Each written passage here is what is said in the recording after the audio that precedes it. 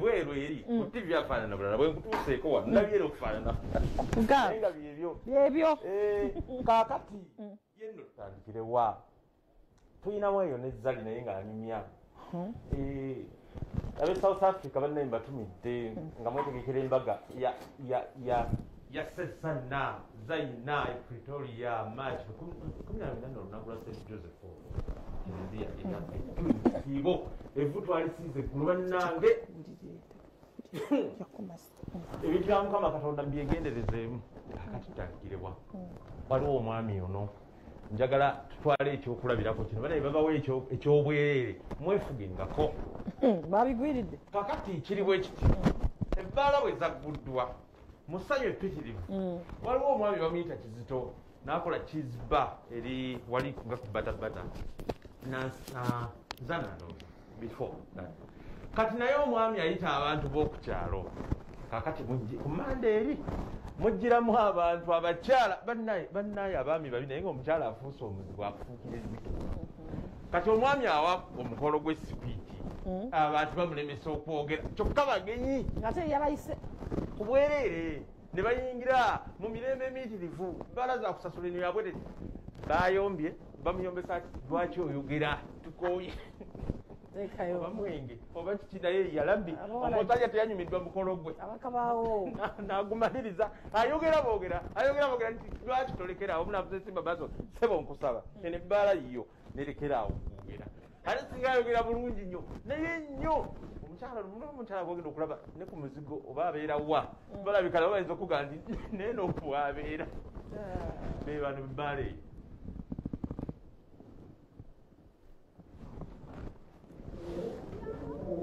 tujjako masikiti bawuli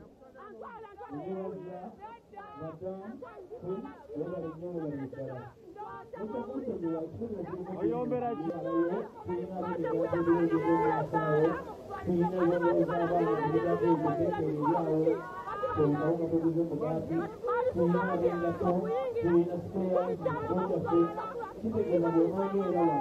kati bakuwadde ekyowerera toyomba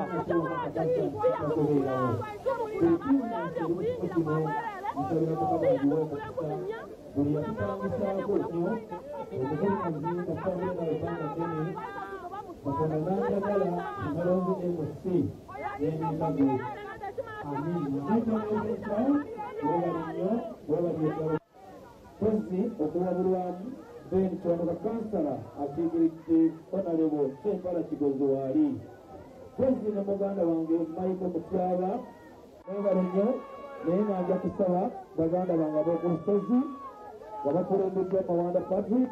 kale newe n'ombuuzaako ebya sente zona bimanye olumuzigaana endoozaako bikigulu mumwezaako kansako mubeera munywa omubaka akiikiridde Honorable kati akiggala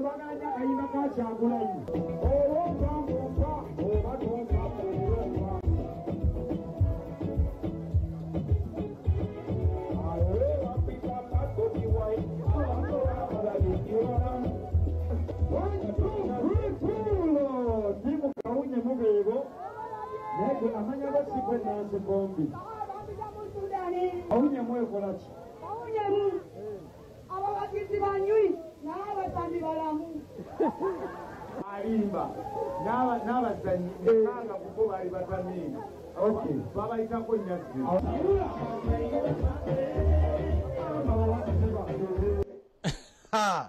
nti kawunyemu ttiimu kawunyemu FC nasekedde mu bbaala eyo abo nabuza kawunyemu ye ttiimu kyeno mbu abawagizi banywi abazanyi balamu oli najja naganedda ssebule twazanya omupiira simanyire ttiimu yawo oba ye najja nankuumi bano bennamasoba nti n'abazanyi baali batamidde baba kuba goolo nyako ng'omupiira gwakatandika ne gukoma naawo bibeera mu bbaala awo namasuba kale kakati bannaye tugenda ne tubeera awo ne twerabira abayimbi abato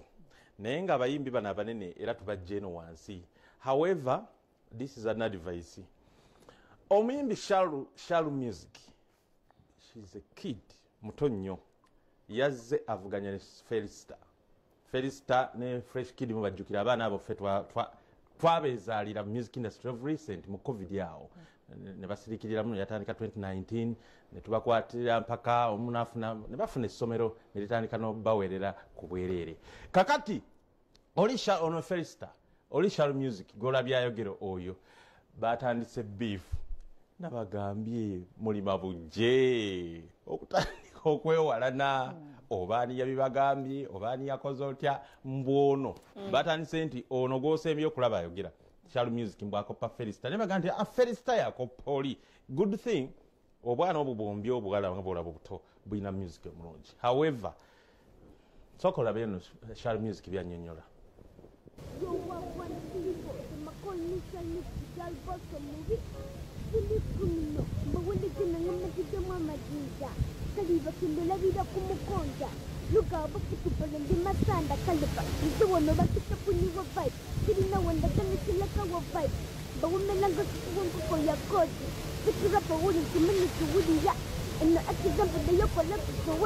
Panika kwenye majidika na kato Pani hidimi pop la kasenda Mina kutenda mazima katarenda Anakwela jamu Anakera ankola Seweza Kwegala kola uba wakitoneki amanya mpiki batalinaji manager wa Shalu Music Uganda. Shalu Music akopa Felista Felista yasookawo Felista akopa Shalu Music nga bwe yabagamba nti mukulu waabwe mu rap era nga bw'okiraba bwazze n'abakubamu n'abakangamu ate si gwe gusoose abasinga obungi mumumanyi kuba kawika aka kayise emabega nzize mpulira ebigambo bingi. Ani akopaani? Felista yankopa Bw'olina emyaka emeka naye? N'emyaka 8 ndowooza nejjo buje emaaso nja kuba n'emyaka